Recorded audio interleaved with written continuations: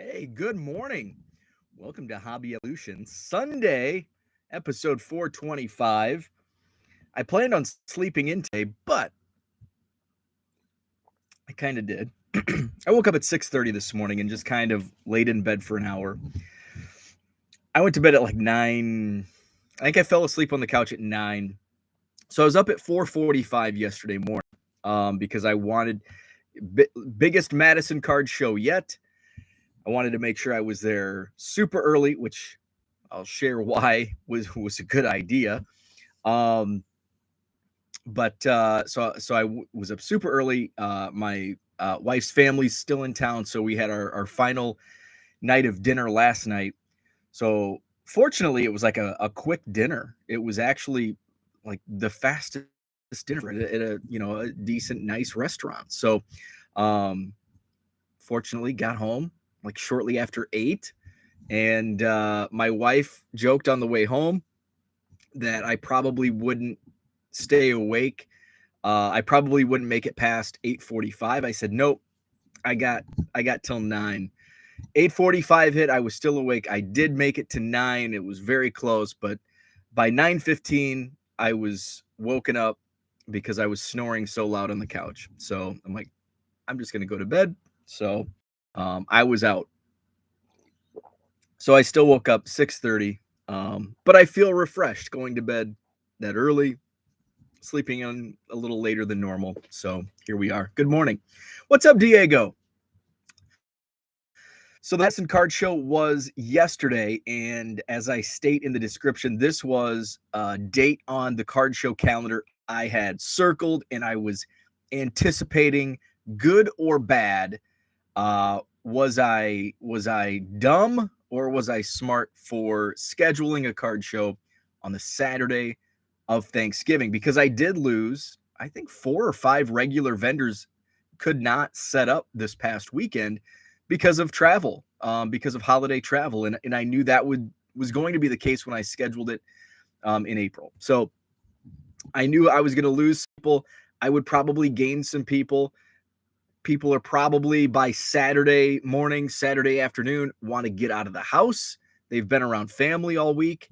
And I think that was the case. It was a great turnout. In fact, I did not schedule a December show because just the way this year's calendar fell. So I scheduled the Saturday of Thanksgiving today, and then the last 2 weekends is usually when I schedule my shows, are Christmas and New Year's. So it would have been like December 18th, December 17th, which is a pretty quick turnaround for shows. But I get like you're capturing that week before Christmas. So I think next year, I didn't sign, I only signed a contract for January through November. But this week I'm going to reach out and ask if that date is available for next December 18th, I think, and schedule a show in December for 2022, because I had a lot of people like disappointed asking, is there a December show? Oh, that's one of the best shows of the year, November, December. So lesson learned. So I will get one scheduled for next year, if the date's available, which I would think it would be. So because I had a pretty almost pick of any weekend I wanted, side of threw a couple wrenches in to a couple months, but was able to make it work. So did learn that this weekend. What's up, Zach? Good morning, Eric. Good morning to you, Eric. By the way, Eric, I did receive your box in the mail, I think Friday, because I didn't get the mail Saturday. So Friday, it's in my to count pile. I still haven't counted my Cubs from the spectacular last weekend. I've got 10,000 from Santa Claus vendor. I've got a box from Joseph that came in the mail like a week and a half ago that I haven't opened. That's about 5,000 cards, a couple smaller packages, just random pickups from the spectacular and from the collection. I picked up more bulk yesterday. I talk about that. So the Cubs card count is over 730,000 now. So I just haven't updated because I think it's 715,000, the official count, 715,000 and change. Add 10,000 to that, add approximately 5,000 to that, add few more hundred. So maybe even 731,000. So let's talk about the dealers and the vendors that were at the show. So I figured out last month I had 59 tables at the October show, and uh, I am not. So my wife is in real estate and has this vision. She can walk into an empty house. This is a gift, and I don't have this gift. I can walk into a house and like imagine everything and like in a play and it works out perfect. I don't have that ability. And so like when we look at houses or when we were planning on the house we live in now, it's like I mean, not until everything was in did I like have the vision. I had no prevision. So it takes me until I actually get in the room and you know play around with the tables that how many can we actually get in. So 59 last month, and I knew I can squeeze in another 5. We can tuck some over here. So like 65 was kind of that's the limit. Although I can get 66. Because I had to get creative, and I'll tell you why. What's up, Herman? Good morning. So this week I knew the week of I knew the week of that I was going to have some cancels. I was probably going to have some people last minute, hey, do you have any tables available? So I get it. So I have the ability, and I've talked about this, to use the outside hallway like lobby area. It's not a hallway, but it's kind of a sitting area on the second floor, and I have the ability to use that area outside the main ballroom. But they need to know like in advance so they can set up that area as well. So it's not as it's a little more time consuming because it's not just a closed off ballroom. So so I was like right at that, like, when they requested the number of tables and everything, I was like right at that max level, and I knew I would lose some last minute vendors and I knew I would gain some. So I had a feeling it was going to work out. Here we are. If I have a waiting list of 1, I have a waiting list of 1. If not, maybe I'll have an empty table. I knew it was going to be right. I wouldn't need to utilize the outside area. Now, looking ahead to January, I already have 40 tables confirmed for January. We're 2 months away. Many of and what I really like is a lot of the first-time vendors that set up yesterday were so happy. They're like, yes, put me down. Make sure I want to get in for January show. That is what I love to hear. That they do well, the show does well. So 40 tables already confirmed for January, and I haven't even begun to reach out to people, and I probably won't for another, I'll wait till after New Year, because people are going to be so consumed with Christmas over the next 5 weeks with Christmas and New Year's that I'll wait till after the New Year's to really go through and get things locked down. So here we are. I took a cancel from a regular who he kind of knew that it was kind of a game time decision. So fortunately I had plenty of time, heads up, and I had a waiting list by that time. Those tables were filled, boom, right away. Took a couple random cancels through the week. I took one on Friday night, which annoys me. In a first timer, and it's always the first, you look at the first time vendors, you always get a little nervous as a show promoter. First time vendors, you don't know them. Yet, that trust has to be built. But, most of the, I think only outside of the one cancel on Friday night, all the other first time vendors, great. And most of them want to come back for the next show. So that's awesome. Took those late cancels. In fact, by the time I took the Friday night cancel, I didn't have anybody left on the waiting list, which is good. I don't want a waiting list. I want everybody to get in there. I want a max capacity. But I think as the show continues to grow, may have to get to that point. My wife and I were talking about, should I use that outside area? And it's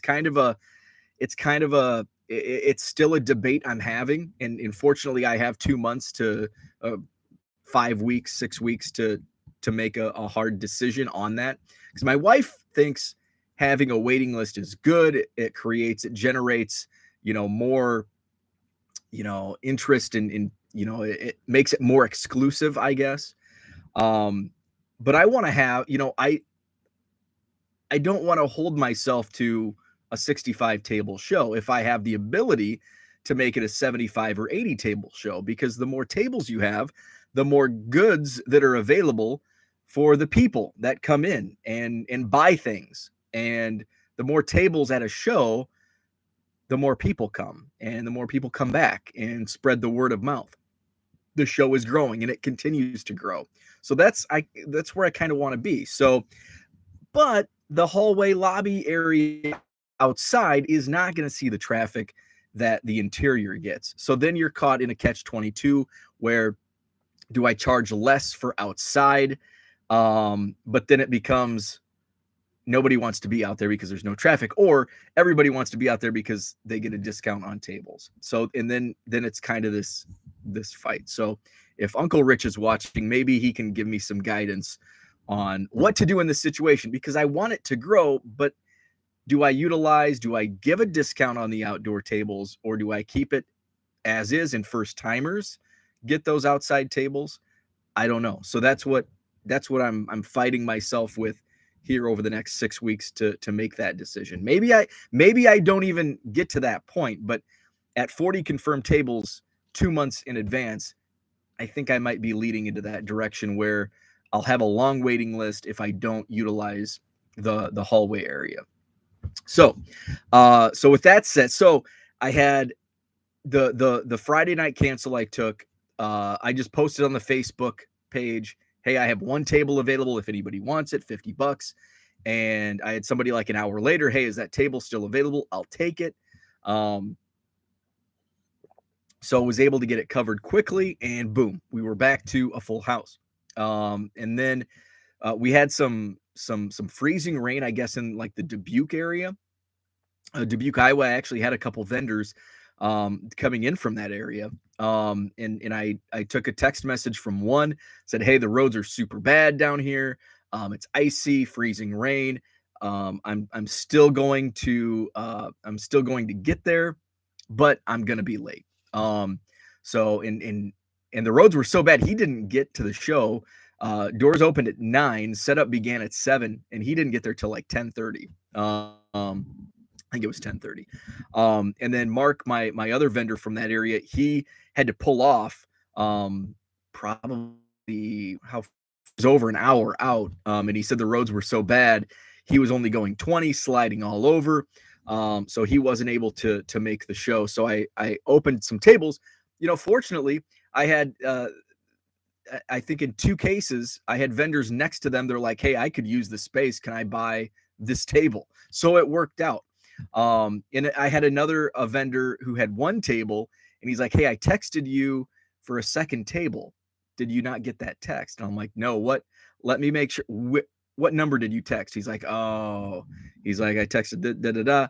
And I'm like, nope, this is my number. I didn't know it. So at this point, I didn't take the other cancels. So we had 1 table, and usually there's a bunch of tables like in the storage area. And there must have been something else going on that weekend. So yesterday, so there's 1 table outside, and it's the same size. So we moved that over, stuck that, and he was able to get a second table right next to him because it was a 1-1 where he was at. So that worked out. Ended up with the cancel. I think I went back to 65. I think I still ended up at 65 full tables. I moved that table back. It was like the registration table that I just put the business cards with the schedule. Speaking of, so I get there early. I wake up at 4:45 yesterday morning, get ready. I had pretty much everything already in the car from the Rockford show a couple weeks ago. I just had to bring a few more boxes out and did my Dunkin' Donuts run and get to the hotel. There's like nobody. I thought the hotel would be packed being Thanksgiving weekend, a lot of people in town. Not the case at all. The most empty I have seen this hotel in since every month that we've done the show. It's been a pretty packed parking lot. Not the case this weekend. Pretty dead. So, and I was able to get like a front row parking spot, which has never happened.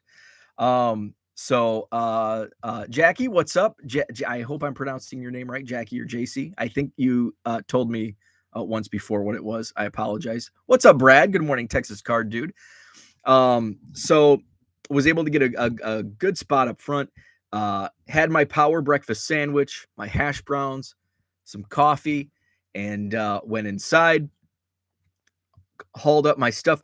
I had one of my vendors, great guy, was already in there at like 6:20. I'm like, man, you're early.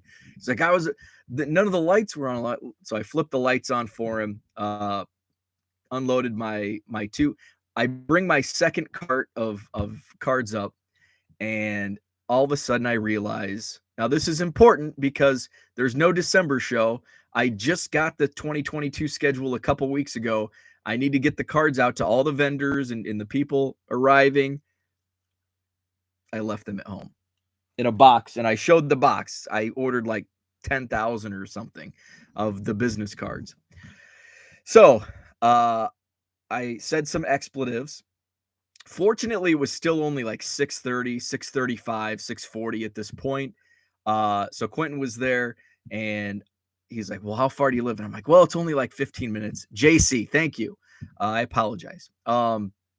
So Quentin's like, I'm like, if anybody comes in, just let them know I'll be right back. And I've got name tags on all the tables, so just let them know I'll be back. So I made it. I think it took me 13 minutes to get home and 12 minutes to get back. So I was back by like 7:05, I think.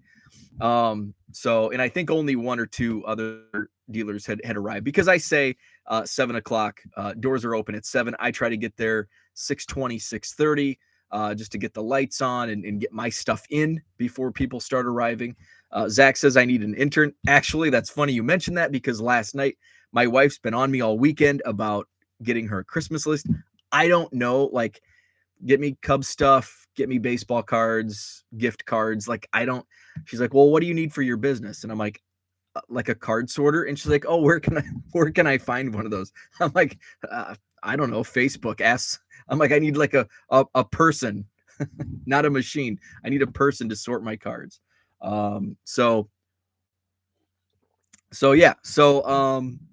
I don't know if I'm gonna get that for Christmas, but if somebody was under the Christmas tree, here's your assistant. What's up, Jason? Good morning. So that was good. So just a minor blip, having to run back home to get the business cards. Fortunately, I got there early enough that no sweat off my back. Full house. Talked about all the vendors. We had an amazing crowd. One of my vendors that shows up said that he thought more than 500 people walked through, which is awesome, because our first show, April was my first show, 15 tables, and we charged $1 admission the first 2 months. And the first show, I think we did 150 paid, with 15 tables. The next month, I think we were up to 175 paid, and now we're over 500 people with 65 vendor tables. What's up, Mike? Good to live closer. You have free child labor. Don't tell Uncle Sam. Awesome. I think you're good. I think you, under a certain age, you're okay. You can get away with that. Like the growth, like the trajectory. So I was all set up. I had 4 new for November quarter boxes, and they must have been great, because I had one guy, he did the fill a box for like 40 or 50 bucks. There was some great stuff, and I mentioned that the last couple shows. There's a lot of stuff that I would, if I didn't buy so much at one time, I'd be listing those on eBay for $3, $4, $5. There was actually one guy, and it was on the top of his pile, so I didn't know it was in there, but actually I probably did know it was in there, but I didn't care. It's a Luke Keikley Chrome rookie, and I don't know how much that is, but it was when I saw it, I'm like, that might sell for a few bucks on eBay. That's a card that I would probably pull out of a 25-cent box myself at a card show. So I'm just gonna look to see what the comps are on that particular card. One has a bid already at 99 cents with $5 shipping. That's a lot for shipping. Okay, it's a $4 card. One sold just the other day. $2 plus $2 shipping, so $4. So that's right in my wheelhouse when I am digging through bargain boxes. If I can find a 25-cent card that sells on eBay for $4, boom, that's my spot. So he got a great deal. So I had some of those new boxes. I had the night before, so at the Rockford show a couple of weeks ago, I had somebody ask me if I had any NASCAR. No, I've got some NASCAR that I acquired in a collection. I don't know anything about NASCAR. I know it doesn't have any value, very much value. So it's just not, it's something that just, it's in a box. I think I sold a flat rate box to Ken for cheap. And I made a couple more. I had another monster box, and it's like the monster box, I value the monster box higher than what the cards are inside of the NASCAR. And it's like, should I just put like $10 on this box and just get rid of this NASCAR, $20? And then I thought, well, I could really use the box, the monster box. Do I have another box that I could just throw it in and sell it for $10? But I left it at home, and kind of glad I did, because I ended up I put a dealer that also has 25-cent and dollar boxes, and I put him across from me. And you're probably asking yourself, why would you do that? Why would you create your own competition? And I'll tell you, because I like to dig through his myself. And if he's all the way across the room, which is where he was 2 or 3 months ago, I don't make it up front too often, especially to dig through a bargain box. But if I'm just across from my table, I can stand there and I can just look over my shoulder. Nobody's read. Everybody's content digging through my boxes. Good to go. I'm not across the room. So that is why I create my own competition. So he's who I bought a bunch of bulk from at the last show for a great price. So yesterday, and I was gonna text him before the show and say, hey, can you bring baseball? Because I'm more focused on baseball, and now I'm just kind of passing up football and basketball unless I know exactly what's in there. So I'm digging through, and he's got quarter boxes. Last month it was dollar boxes. This month it's quarter boxes. And I'm digging through, and yeah, there's some junk, some commons that I'll be throwing in a random box, never to be seen again. But there was some Bowman, and from a couple years ago, like 2016, 2017 Bowman. I'm flipping through Bo Bichette, Pete Alonso, Fernando Tatis Jr., Juan Soto. Now they're not first Bowmans, but they're like second year Bowmans, and it's paper, not chrome. So I'm like, wow, there's some good stuff. So I went back to my table, and then I looked up, and I'm like, I wonder what these sell for. And I think the Juan Soto had a recent sale of like $6 or $7, and I'm like, well, for a quarter, I'm going to go back. So I pulled. There was only one Juan Soto. There was, I think, 2 Tatis. There was a bunch of Alonso, Bichette, and some others. So I pulled like 8 for $2, and I'm like, hey, I'm going to buy these now. I'm interested in the rest. We can talk after the show. And he's like, why don't you just take them now? And I'm like, okay, what do you want? He's like, how about just for the table cost? And I'm like, done. So I got 5 monster boxes of his quarter box stuff for the cost of his table. And there's some really good stuff. Like there's a whole row, 2 rows of Bowman. There's a lot of Bowman firsts, paper, not chrome. But still, I mean, can't beat that. Unfortunately, there were 2 boxes of NASCAR. So now here I am again, all this freaking NASCAR. Sorry. But I'm going to have to find a way. I don't know what I'm going to do. I did dig through the box I had.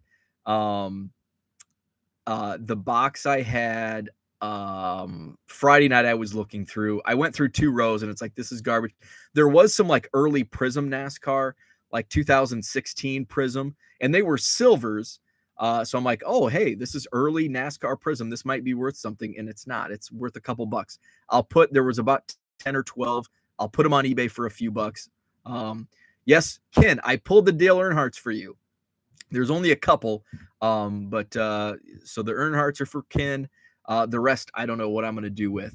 Herman asks, has anyone ever shipped a full Minter box? I'm guessing you say Monster box. I'm curious about the shipping cost. Yes, it's super expensive. So what you do in this case, here's a tip. A full monster box, a 4 row, is about 3,200 cards. 5 rows, close to 5,000 cards. So you can fit almost a whole 4 row monster box in a flat rate box. You can ship them just, you know, unprotected or put cardboard on the sides. I actually the cards really don't get that hurt. Um, Maybe some if you get them too snug. But a lot of the Cubs cards that I get come like basically unprotected in a medium flat rate, and they're okay. Um, the best way to ship bulk is using a game board box, a priority flat rate gaming box. You can get those on the USPS website. Um, it's a large price, so you pay the same price as a large priority, but it's much larger than an actual large priority flat rate box. You can fit long ways. You can fit 3 like 900 count boxes. So this is how you ship sets. Like the junk wax sets, it's like it's not worth selling. If you can get somebody that buys 3 or 4 or 5 of them, it is. So you can fit 3 of the 900 count boxes long ways, and then 2 of the 550 count boxes on the top. So you can fit like 4,000, 4,500 cards doing it that way. So, and so that's like what's a large priority run now? $21.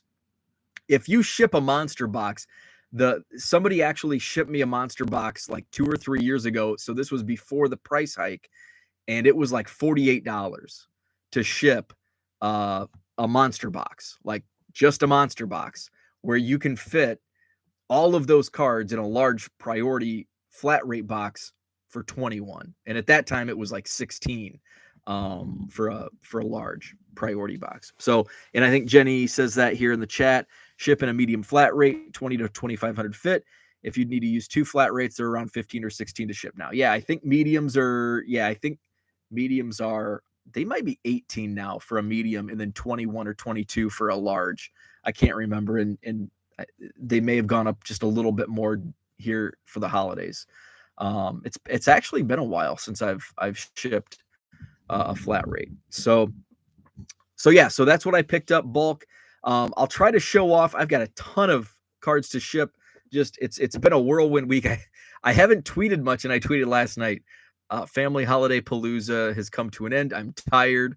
That's probably right before I fell asleep and snored on the couch. We had family in town from, so we got together Wednesday, Thursday, Friday, Saturday. So only 4 days, but it's, it was a long 4 days. So I'm going to be happy to hang out in the basement all day, shipping, put some football on TV. And then I want to get pretty much caught up. I probably won't get fully caught up, but to the point, to a comfortable stopping point. So tomorrow I can focus on, I'll probably put a lot of those Bowman up because I can run those through the scanner and I can get those really quick. This is on most of them. I'll have to comp some of them, but most of them I know they're going to be like $1.50. So with free shipping. So I'll be putting a lot of those up. More focus is going into baseball, especially in the bulk uploads to my eBay store. So check that out, 99centcards.com. Also 1millioncubs.com. Go to the eBay store link. So the plan today, shipping. Tomorrow will be listing. So, and then probably back to shipping on Tuesday. Back to the Madison card show. What else? So we had a great variety. I know most of the vendors reported great sales. I know I had one regular who's been coming the past few months. He the type of sales that he kind of wants to see. So he's kind of on the fence for the next show, but he said by the time January rolls around, I'll probably want to do another show. And it's, I totally understand. I've been to shows where, hey, they're good shows. I just didn't make that much money. And is it worth going back? And so, hey, I get it. I hate hearing that, but it is what it is. Not every person is going to report great sales. So, for the most part, I know some people are like, yeah, it was okay. And then I'd go to the next person and they're like, this is the best sales I've had all year. Another guy, first time seller, which I love to hear these stories, first time seller. And he was up in the front, which doesn't really get much. It's weird how sometimes the very first table gets no traffic at card shows. And he was kind of one of the first tables, and he's like, yeah, I had a dollar box, and like before the show even started, a guy bought $200 cards from me, and he actually bought like 250, and I, gave him all for 200. And he's like, that was awesome. And so that's what I love to hear. I love to hear those stories of first timers having awesome sales. We had, I think our first customers came in, and I'm not a stickler on start times. If you want to come in at 8 o'clock, now from the point of, don't bug vendors or dealers as they're still setting up. Like if somebody's already set up, usually I'm set up at 7:30, and hey, you can come dig through my boxes, and if they've got this and this set up already, hey, go ahead, take a look. I know some are a little more like, let me finish, let me focus on this. It's just, personalities. So, but I don't mind people and walking the floor an hour before. So show starts at 9, but hey, if people want to come in at 8:15, hey, more power to you. So that's why I always tell my vendors, earlier the better. Doors, you can start setting up as early as 7. Sometimes people start arriving as early as 8:30, and yesterday I had people coming in shortly after 8, like 8:15. I think I had my first walkers through the doors. So I don't mind. I'm not going to lock the doors and keep people waiting in line. Just come on in and do your shopping. And hey, if you see maybe you'll miss a couple dealers that are late arriving, or, don't have everything set up, and that's the way it is. So I kind of like, and I'll continue to do that. I just, I would prefer that. So, one of my vendors has a 1929 Churchman's Babe Ruth that I look at every month, and it's like, man, I'd love to have a Babe Ruth in my collection, but and it's probably the lowest priced Babe Ruth, the Churchman, that's out there. It's like, I'd love to have a Babe Ruth in my collection, but it's like, that's not my collection. I collect Cubs. I'm not going to veer off on that path.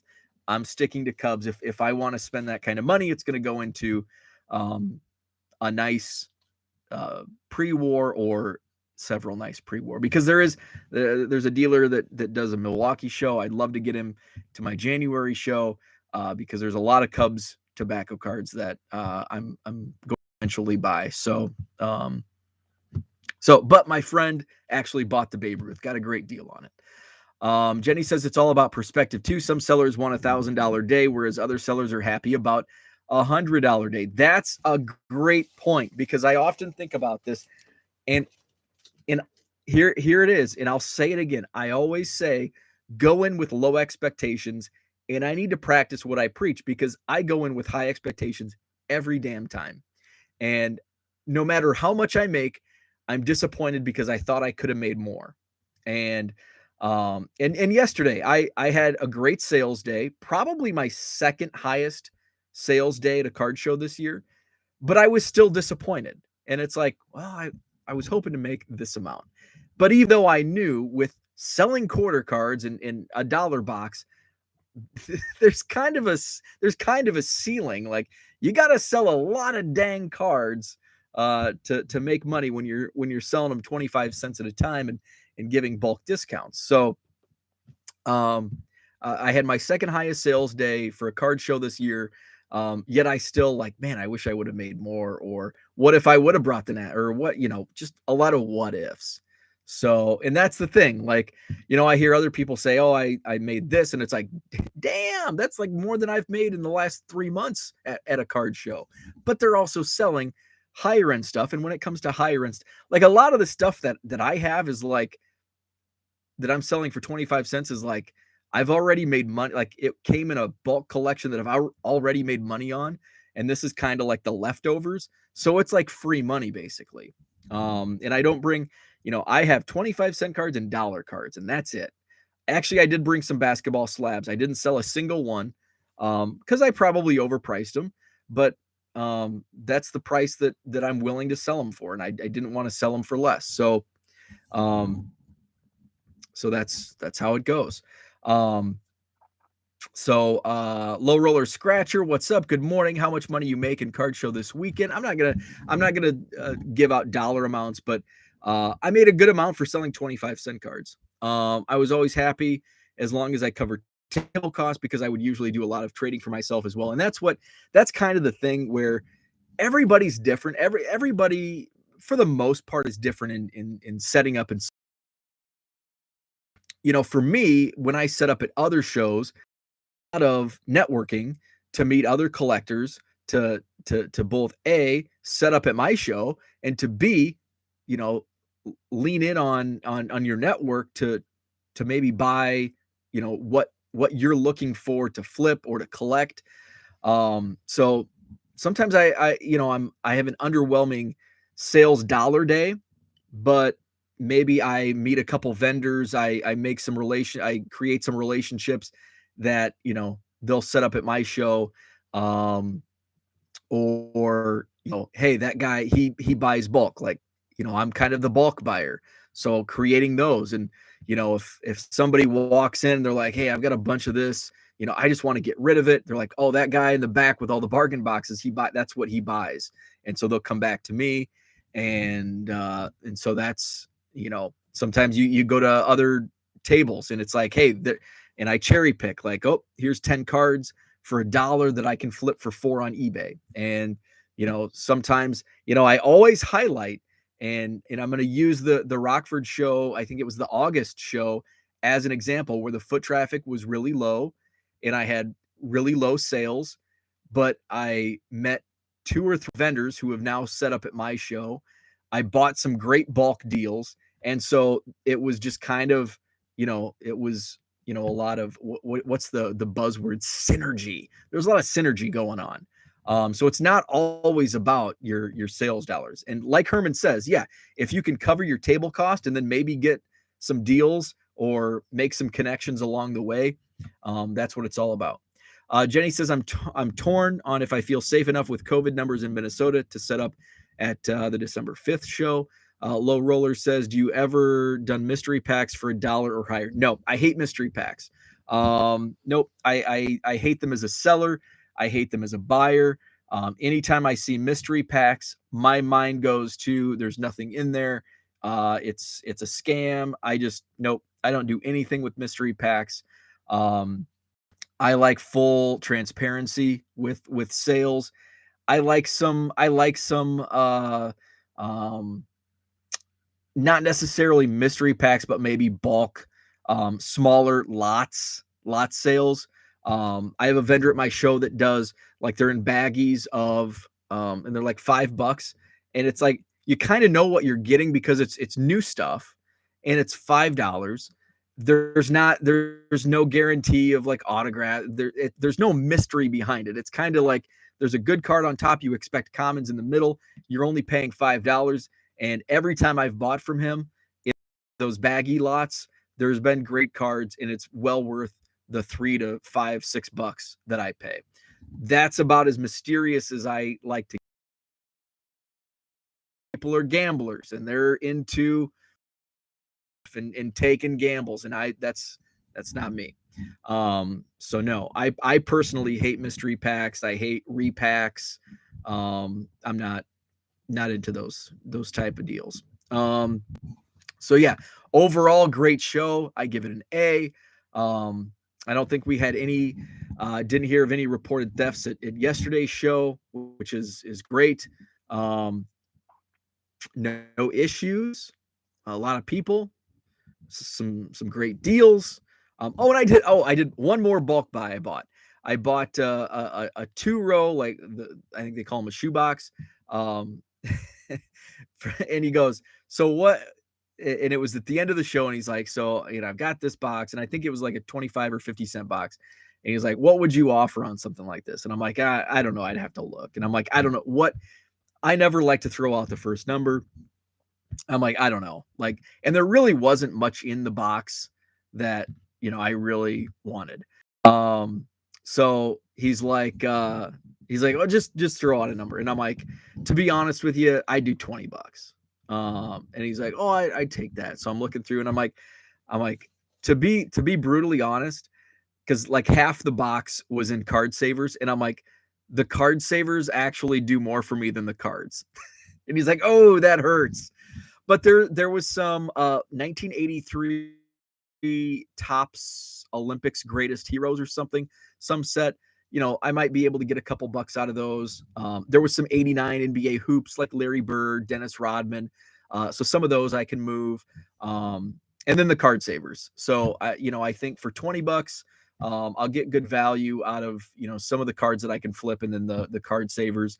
It's not like I'm going to make $100, but maybe $10, $10 on it. So, and I'll have some card savers on the side to use if I get low. I did put in order for 15,000 card savers. So I think the back order is until another week or so. So hopefully I get by the end of December, and I'll be set for several months. Low Roller says, what average table cost for card show? It varies. So your smaller hotel shows typically run 30 to 50. And then once you get to a larger card show, like a multi-day show or a bigger venue, then you're looking into the hundreds. I think the Wisconsin Dells show is like 300. I think the Chicago Spectacular was 300. My show is $50 for one table. You get 2 for 80, and then 3 for 100. So, and that's a little on the higher side, but it's a big, nice venue. So a lot of other shows, $35-$40 is kind of the average. So, what's up, Jeremy? Good morning. Low Roller says, do you sell Marvel, WWE, boxing, and non-sports? Yes. So, several vendors have that stuff. I don't have any personally. I did see some. One of my vendors had Marvel, some WWE. I've got a little bit of all of that in my 25-cent boxes. I actually have like a 4-row box of non-sport. I don't think I have any boxing. I have some UFC, but other vendors do have. There's a lot of vendors that have a little bit of everything, and that's picking up. The non-sports and the other sports have picked up a little steam here in the last year. So you're seeing a little more of that. But I did see some of the early Marvel, like I probably have some somewhere. But yeah, I'm seeing more and more of some of the other sports outside of the top 4. Oh, speaking of another thing, so I had 2 options to buy bulk, but it was soccer and hockey. And so the soccer guy, I don't even know what he wanted for it, but there was a lot of it was new soccer. It was like mosaic, prism. There were colors and all that. And he said everything in there was like $1 to $10 each, and he'd do it for like $100. It's like, never. I don't like. You could say this card's $10 and it might be 10 cents. I may think it's 10 cents and it might be $10. I don't know anything about soccer. I'm just gonna pass. So I looked through it, looked through a couple piles. I'm like, I'm sorry. I just I don't want to put I don't want to put any money into this and not know anything about it. And then one of my other vendors, regulars, he had a 4 or 5 row box of hockey. And as soon as he opened it, it was like all 90s. And I'm like, no. And he's like, how about $20, $25? And I'm like, it's just not worth hauling back into my house because it's going to sit. Because most of the stuff I couldn't list, even at 99 cents, it's not going to move.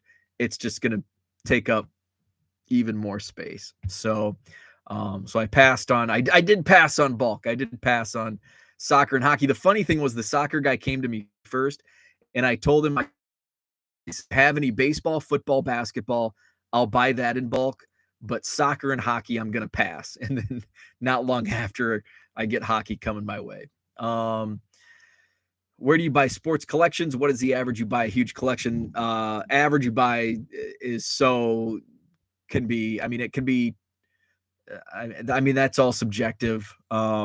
You know, I bought a $20 2-row shoebox yesterday, all the way up to one of my vendors for his $100 table cost. I got 5 rows, 5-row boxes of 25,000 quarter cards, and some of them are commons, some of them are $5, $6, $7, $8. So it just kind of varies. Where do you buy sports collections? In the past, Craigslist and Facebook Marketplace have been the best. They have dried up completely, and I've talked to several people recently that have said the same. One of my buddies who's in this buys collections. He was my competition here locally, and he said the same thing. He's, man, there's like I haven't bought a collection in like a year and a half. They've completely dried up, so they're much harder to find. Right now, the best place where I'm getting a lot of my bulk is at card shows. And, you know, if somebody has bargain boxes, a lot of dealers don't want to take the stuff home. You know, you can get a good price. And again, the price varies. And I've done a show or two in the past on, you know, how to kind of pick out, go through the box. I mean, first off, you gotta know the price that you're willing, that it's going to sell for. You know, you've got to thumb through and you've got to get an idea. Is there enough stuff that will sell, first of all? Then you've got to know what price it sells for. So there's a lot of education that goes into it, which you have to do on your own. And that's just, it takes time, and get an understanding of, okay, what's the market on this? And sometimes it's all about taking a chance, taking a risk. Where a year ago, I would pull Barry Larkin rookie cards, Topps rookie cards, out for 25 and 50 cents a piece. And because I was moving them.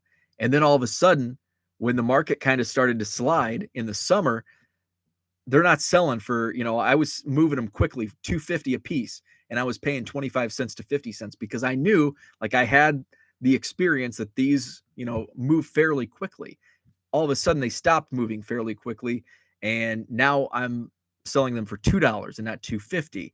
And now they're sitting longer. So now it's not worth it for me to pick these out for 25 or 50 cents because they may sit there for a long time, and I may have to end up discounting them further if they don't sell. So it's all about just educating and getting to know the markets on a wide variety. And that's why I'm focusing more on baseball, because I have a better understanding of the markets as I still learn what's selling, what moves at what prices for football and basketball. Do you go yard and garage sales, look for sports cards? Times, yes. But not, I don't spend too much time on it because it can be a major time suck. I haven't, and here's why I say that. If I needed the inventory, I would do more garage sales and yard sales. But I don't want to commit that time. You know, I don't want to commit 5 hours of going to garage sale and coming home with a small box or nothing at all, when I could be here cards, shipping cards with my current inventory. So that's why I kind of avoid yard sales and garage sales. But if you need inventory, buy sports cards in thrift stores or Goodwill. No, I have had terrible luck in Goodwill and thrift shops. Typically in my area, I don't know if they're cherry picked before they go on the shelves, or if I just don't go to the stores enough, because I just kind of casually go in every once in a while, see if there's anything. Usually when I do see cards at Goodwill, it's typically, you know, a box of junk wax, or, you know, the 90 score complete set, but it's $5. So I haven't had any luck at Goodwill or thrift shops. I know some people in some areas do. I think the guy on Twitter that always shows off his Goodwill finds, I think he's in Oregon, the state of Oregon. So some areas pretty good, my area not. Herman says, I've never found anything on Marketplace. I've found quite a bit on Marketplace, but what I found was all pre-COVID. I got some great deals. Actually, I did find some great deals since COVID, but I was too late because there's so much competition. I think I talked about there was somebody near me, well, not near me, but like within 2-hour drive that had multiple cases and selling at like a steep discount. And I called and I was on I called like right away and was put on hold because they were talking to somebody else who beat me by 5 minutes. And so the competition is fierce.